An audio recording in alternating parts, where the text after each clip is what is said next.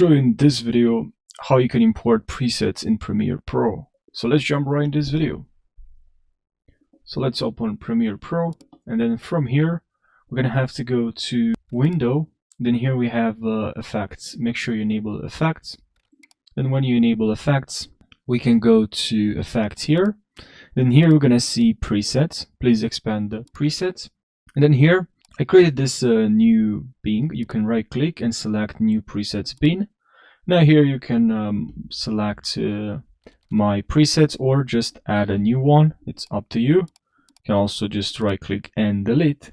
And now we can right click. I like to right click here, import presets, and then I'll just import this preset. Click on open, and I just added my preset. Now if it's a folder where you have more, you're gonna see here all your presets, but not a real folder, but just multiple presets. You're gonna see here all your presets. So I hope you found this video helpful. Thanks for watching. Subscribe for more, and if you have more suggestions for the next video, let me know in the comments section.